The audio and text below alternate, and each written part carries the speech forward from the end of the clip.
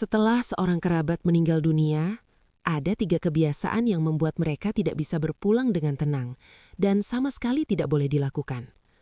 Tahukah kamu mengapa? Dengarkan baik-baik apa yang akan aku sampaikan.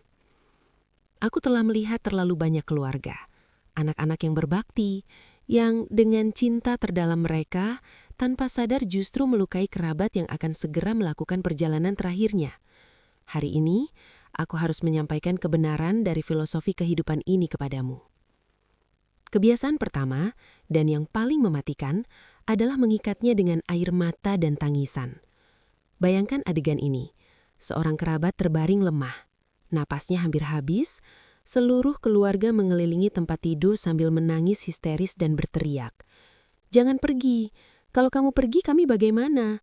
Tega meninggalkan kami?" Tahukah kamu, setiap tangisan dan teriakan itu bagaikan tali tak kasat mata yang mengikat tubuhnya dengan kuat. Kamu mengira itu adalah cinta dan ketidakrelaan, tetapi bagi dia, itu adalah rasa sakit dan tarikan yang luar biasa. Kesadarannya mungkin sudah setengah terlepas dari tubuh. Secara naluriah, ia ingin pergi dengan ringan dan tenang. Namun setiap ketidakrelaan dari kalian akan terasa seperti beban ribuan kilogram, menekannya, membuatnya tak bisa pergi, tapi juga tak bisa tinggal.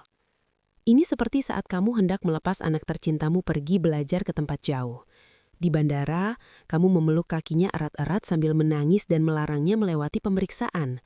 Kamu mengira itu cinta, padahal itu justru membuat perjalanannya penuh tekanan dan penderitaan. Cinta yang sejati adalah membantu merapikan barang-barangnya, tersenyum dan berkata, "Pergilah dengan tenang, rumah baik-baik saja." Kebiasaan kedua adalah bertengkar tentang urusan pemakaman dan warisan di hadapannya.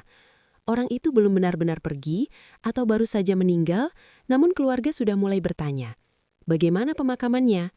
Uangnya dibagi bagaimana? Rumah siapa yang dapat?" Mereka berdebat sampai wajah memerah. Tahukah kamu, di dunia almarhum itu terasa seperti apa? Seperti badai suara yang tajam dan tak pernah berhenti. Seperti ribuan pisau menusuk hatinya.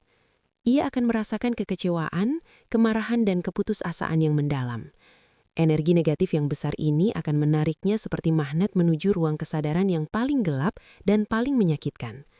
Coba pikirkan, bagaimana mungkin kerabat yang pergi dengan cara seperti ini bisa berpulang dengan tenang?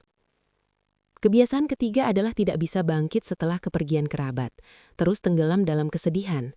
Banyak anak yang berbakti merasa, "Aku harus menderita, aku harus terpuruk.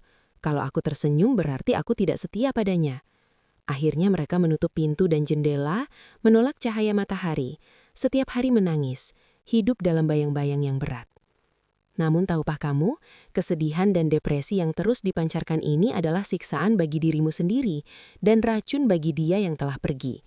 Karena dia bisa merasakannya, dia akan berpikir, "Semua ini karena aku, keluargaku jadi menderita." Ia akan membawa rasa bersalah dan keterikatan yang besar, sehingga tidak mampu melangkah maju. Rasa sakitmu akan menjadi belenggu bagi jiwanya. Lalu, apa yang seharusnya dilakukan? Sebenarnya kamu hanya perlu mengingat satu inti utama. Yang dia butuhkan bukan tarikanmu, melainkan doa restumu dan keikhlasanmu untuk melepaskan. Pertama, di saat-saat terakhir hidupnya, tetaplah tenang. Genggam tangannya dan bisikan dengan lembut, "Kami mencintaimu. Kami akan baik-baik saja. Jangan khawatir, pergilah dengan tenang." Ubah ketidakrelaanmu menjadi kekuatan doa dan restu. Kedua, urusan setelahnya dibicarakan secara tertutup, di tempat yang tidak bisa ia dengar atau rasakan. Di hadapannya yang ada hanyalah rasa syukur, kenangan dan ketenangan. Ketiga, setelah ia pergi, kamu harus hidup dengan baik. Itulah bentuk cinta terakhir yang paling tulus.